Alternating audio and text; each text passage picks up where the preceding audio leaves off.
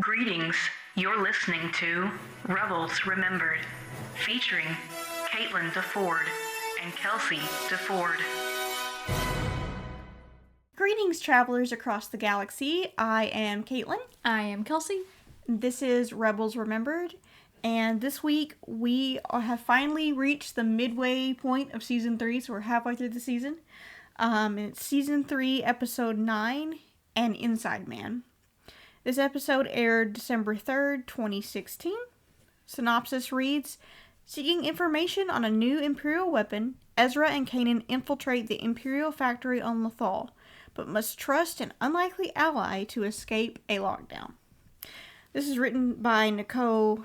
I always mess her name up. I say Dubbock. Dubbock. I could be wrong. Nicole Dubbock. Directed by Stuart Lee.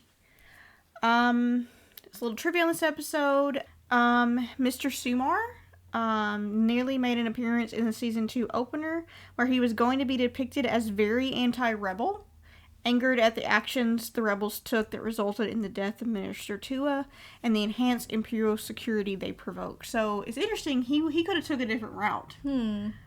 Which makes sense. Yeah, I still would have... I mean, that's interesting. I still would have liked to see some of that. Like, I mean, people that obviously hate the Empire, but obviously, like, are full-on rebellion, kind of put the planet in lockdown.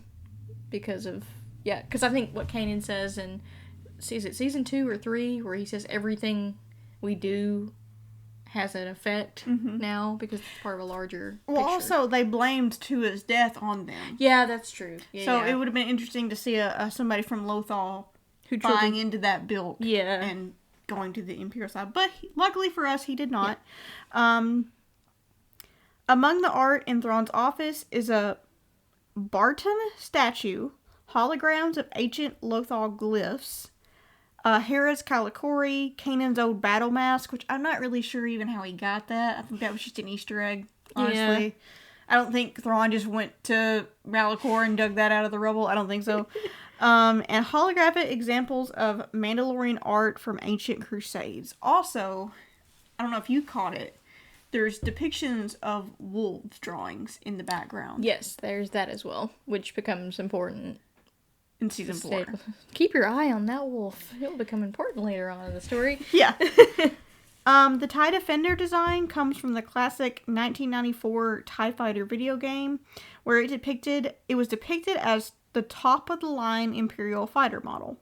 Yeah, and I don't think it's, like, mentioned that this is the TIE Defender in this episode, but any Star Wars geek nerd that had played the 94 game, just seeing that image of the specs, they're going to know that it's a TIE Defender, which that wasn't confirmed until maybe a later episode, but it was also confirmed in Rebels Recon of this episode. Oh. Where Pablo Hidalgo was specifically asked by Indy, is this the TIE Defender? He says, yes, it is the actual one from the video games. Oh, yeah.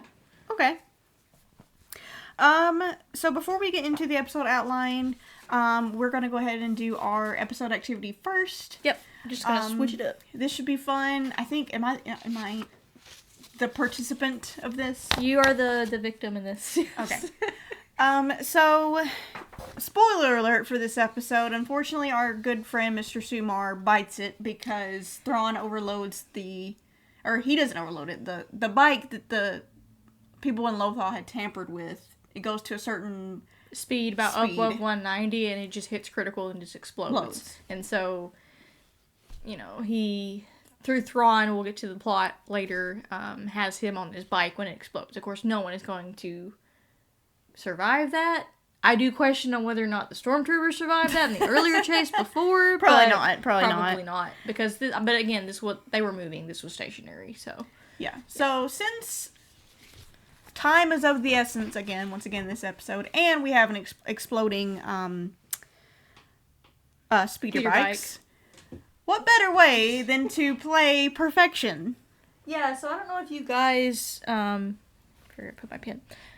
If you guys remember this game, this looks totally different than I remember it when I was a kid.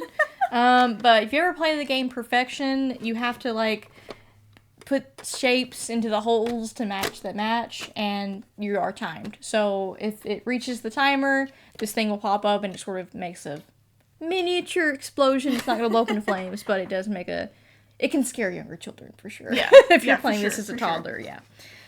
So what I'm going to do is I have some questions for Caitlin to answer, and I'm going to set the time limit at 50 seconds to start. But each question, I'm going to lower the time by 5 seconds. And the questions do they're a mixture, I would say, get progressively harder. I will say some at the end are a little bit harder, but the time is going to be shorter. Oh, okay. First question. What Rebel characters do not appear in this episode? Oh my gosh. Hera? Hera? No? I can't, my brain. There's 2 characters that do not appear in this episode. Chopper appears. This is really nerve-wracking. No, they don't go there. Another one you hate. This is the person you hate in Rebels. That is a character you don't like. AP5. Yes, that is correct. Okay. I don't like this. Okay. Going to 45 seconds on this next question. What character appears but does not speak? Appears but does not speak. Chopper. Nope.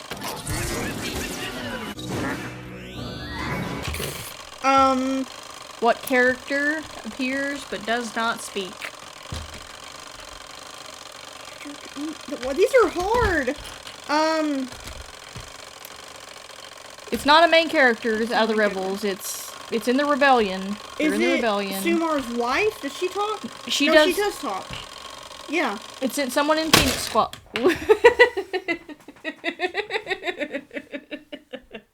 So the answer to that question was Sato. Sato's in this? Sato is in this, but he does not speak. Oh, okay. Well. Alright. I'm literally I'm gonna sweating. leave the ones that are in there Okay. alone, but I'm gonna take out the ones that blew up. Okay. Okay.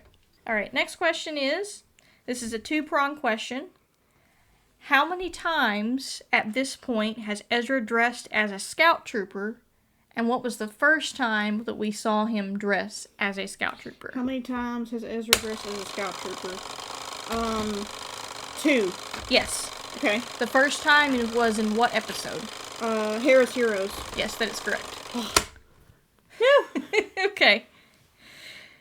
What does one of the holographic artwork in Thrawn's room depict? This is not seen until the season 4 episode, Kindred. Wait, what was the question? This artwork appears in Thrawn's office. It does not appear in the series until Kindred. It's art? It's art. It's a depiction of something. Is it the wolves? It is the wolves, yes. I hate you. Okay. What was the name of the last episode in which we saw Sumar? The last episode we saw Sumar. Oh, that's easy. That's Fight or Flight. That is correct. Okay. This is a little bit of a tricky one. What voice actor portrays both Sumar and Lieutenant List? Or List. I forget his name. Lieutenant List. Who was Lieutenant List? Who's Lieutenant List? Oh my gosh. Sumar's voice sounds so... No! I think it got all of them. It almost did. Yeah, it did. It got all of them. I can hear Sumar in my head, but I can't figure out who that voice is. Okay. So the answer to that question is Liam O'Brien. Oh, He voices okay. both of those characters. Gotcha. Seen in freeze frame, in some freeze frames of this episode, Agent Kallus becomes visibly shocked at what? He becomes visibly shocked. Kallus does? Yes. Is it when the thing blows up? No. No? It's... I guess I can give you a hint. It's when they're in the elevator. He's shocked when... I have no idea. My brain. Oh, no, that don't fit. I can see the scene in my head, but I can't figure out what it is. He's shocked that... It's Ezra and Kanan and Kallus in the elevator. Yeah, I know that. People noticed it in freeze frames that he was very shocked at this information that he did not know. Something about has to do with the rebels, maybe? Has to do with Kanan. I was about to curse. Sorry. I don't know. I really don't know. Okay. He's visibly shocked at Kanan's blindness when he removes his helmet. I'm going to go back and watch that. I think that's new information for him to learn that he can no longer see. Oh. I didn't even notice that. Okay. Last question. What trust password is used to identify a fulcrum? I already know that one because I have it in my notes. By the light of Lothal's moons. Yes. Woohoo! You didn't do too bad. Was nerve-wracking. Just like Sumar. Just like Sumar. Poor Sumar. Except I'm alive. Yeah. Alrighty. After I got to torture you for a little bit, we're going to dig into the episode now. Just to change things up. So, this is the first time that we were back on Lothal in a while. Yeah, it's been some time, and I was super excited, not gonna lie, that we're back on Lothal, because it feels very nostalgic, you know? Yeah, and also, like, unfortunately, though, you get to see some of the effects of it's fully occupied now. Yeah. It's fully being turned into sort of this industrial place, which we dig in more into season 4. Yeah. But you have Kanan, Ezra, and Chopper observing Imperial headquarters. They make an exit with Ryder Azadi, who returns because he rescues them while they're doing their little, I guess, reconnaissance. It never really says why they're hanging out here. Yeah, it doesn't really say that either. And it's interesting that they're back on Lothal, too, to me.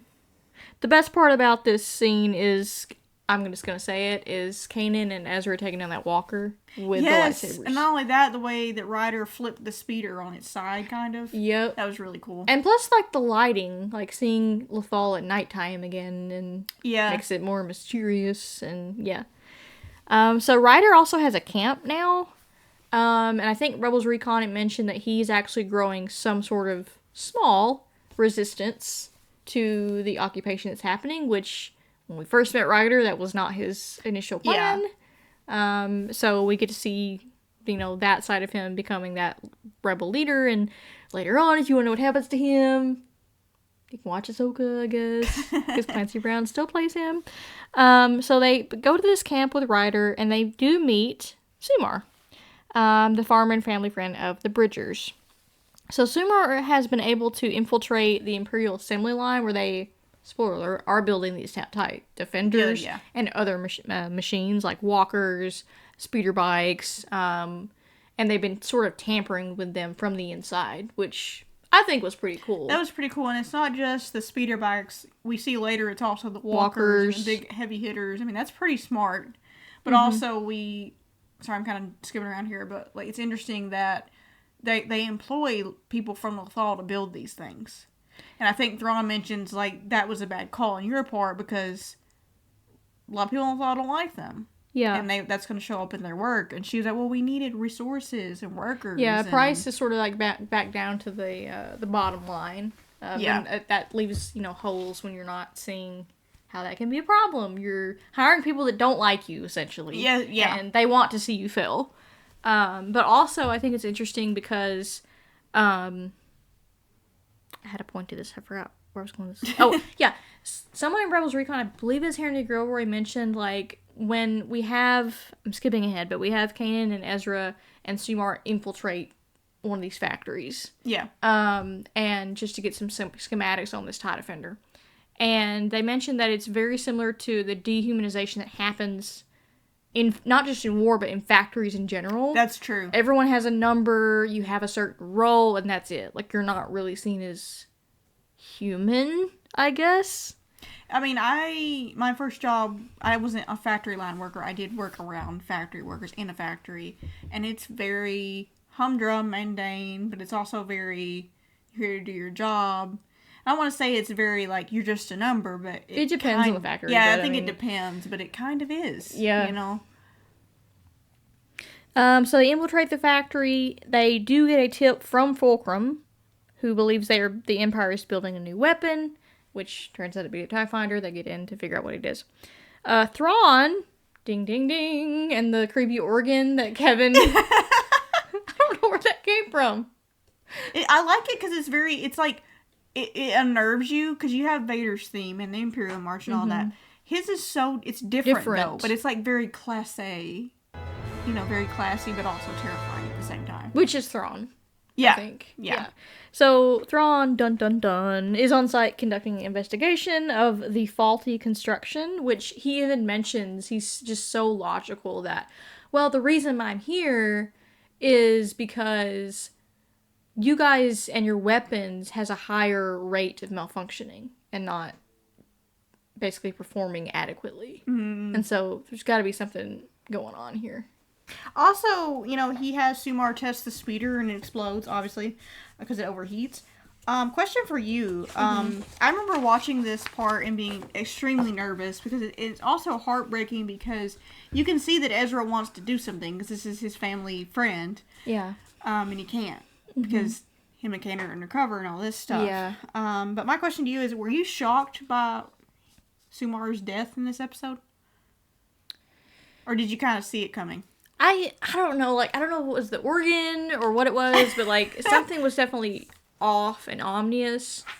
And again, it just goes back to the genius that Thrawn is. I was not expecting him to keep pushing the speed of this bike before it explode. I was not expecting that to happen. But then after it happened, I was shocked, first off. But second, it made sense. When he says, everything that you make now, you're going to test. Which means if you make it incorrectly, it's going to cost you your life. Yeah, it gives it an incentive to, well, I better make this right. Unfortunately, because my life is on the line of whatever I make. Yep. Which is unfortunate. But smart. Were you shocked that Sumar I was very, very surprised. First of all, like I said, I was nervous this entire episode. I haven't watched it probably since it aired in a while. Yeah, I mean, when I think about it now, it's Thrawn, so I kind of... I don't know, it's different now, but at the time, yes, I was, like, shocked Pikachu face, very, like, oh crap, like... Plus, also, I think people online, if I remember right, people online were so happy that he actually did something this time, because he was so just kind of, let him go, we learned, let him go, you know. That's true. And so they were like, oh my gosh, Thrawn finally did something. It's like, yeah, but he killed somebody, you know, essentially. Yeah, poor Sumar. I liked him. Yeah. And not only that, but Kanan tries to contact Hera because, we're in trouble. And then Ezra immediately goes, they've already jammed the comms. Because he's dealt with Thrawn, kind of, with Hera and Hera's heroes. I think this is Kanan's first introduction to him. But also I think... What I wrote in my notes was, thank God for those helmets. Yeah. Because he immediately jams comms, like Thrawn, jams comms, locks the entire factory down, and wants to, like, do all this investigation. And I believe the chopper creates some sort of diversion so they can run off. Yeah. My first instinct was, he's probably going to ask them to remove their helmets. I felt like that was the next step. Well, yeah, he said line up to ID, so they were going to remove their helmets, but also give them the whatever... card or whatever they're carrying around. But yeah, I was very nervous there. I'm like, oh my gosh, like, because at least the helmet you can't really see in it. Yeah. Especially that part where Thrawn's walking down the row of them and he comes to Kanan and Ezra and you're just like, ugh, and he kind of looks at him and then he keeps walking. I'm like, my heart. Yeah, it's definitely like a adrenaline episode. It's like, won't they get caught? So Chopper does get in his version and they make their escape, and they do they do don Stormtrooper armor as disguises. Convenient. They just oldie but goodie, right? Right. Conveniently running just to two of them. Perfect. There's two of us, two of you. Just what we need. So meanwhile, Thrawn is studying the art that he's gathered, focusing mainly on Sabine's graffiti. He believes that these rebels have a special connection to Lothal, I know he's a genius, but there I was like, duh. These are the same rebels that you accused of killing Minister Tua. Doesn't take a detective to figure that out. True, but I do like how it's showing more of Thrawn's analytical side, too. Yeah. Of not just strategy and battle plan. It's also about... I just almost quoted him directly. Not just about their strategy, but their philosophies, art, how they feel about things, like the whole picture. Well, knowing your enemy. Yeah. Like, completely knowing them is, like, the lesson And the way there. that's animated is so cool. The way he's lit by all these pieces of art and all that stuff is really... It's animated really cool. And there is some special... I don't say special, but there is a unique... Because, again, we know... Ding, ding, that Kallus is Fulcrum. Yeah. It's revealed in this episode. But it is interesting, again, to once again see the way Pryce thinks about things. Yeah. The way Thrawn thinks about things, and the way Kallus thinks about things. Because even when, I think, the test with Sumar, Pryce doesn't she smile?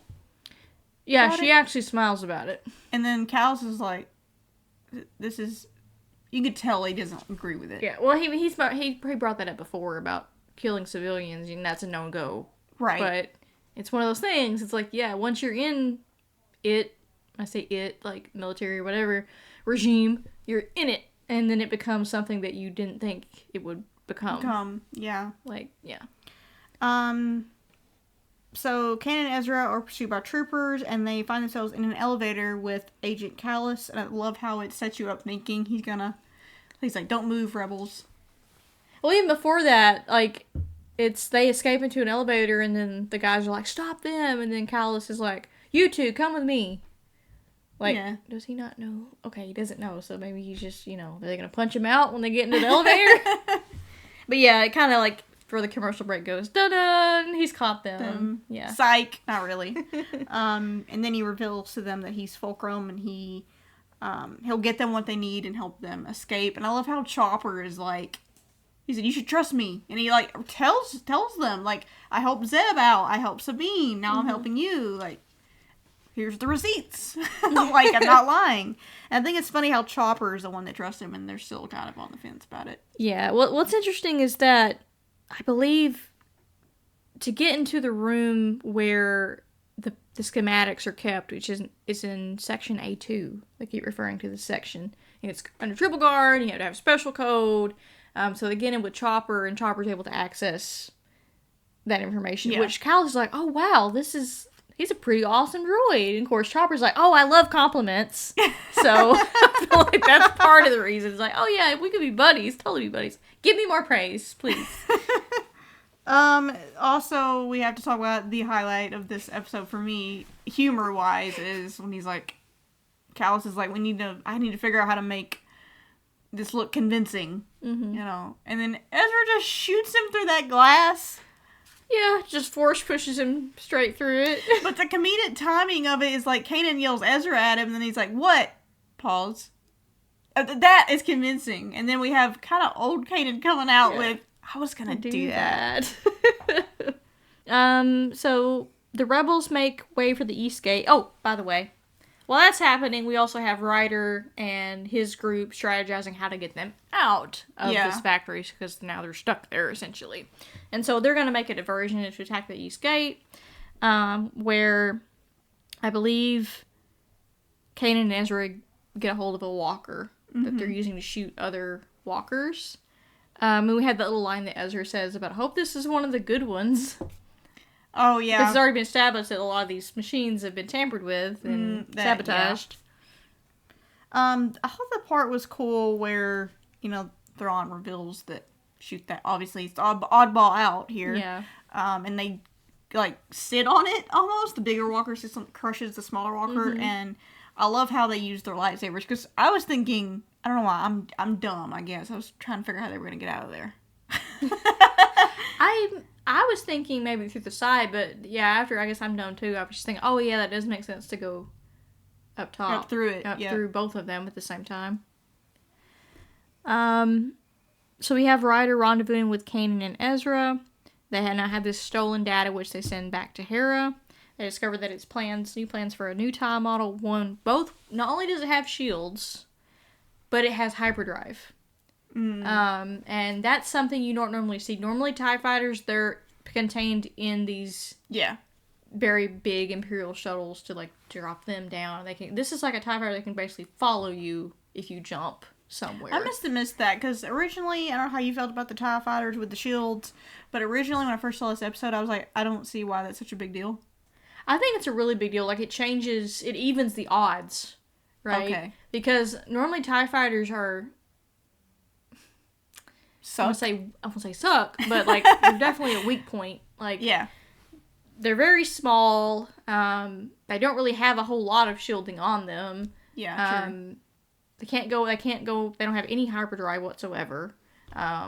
So, I think it's established in, A New Hope when, gosh, I'm dating myself now. Let's see.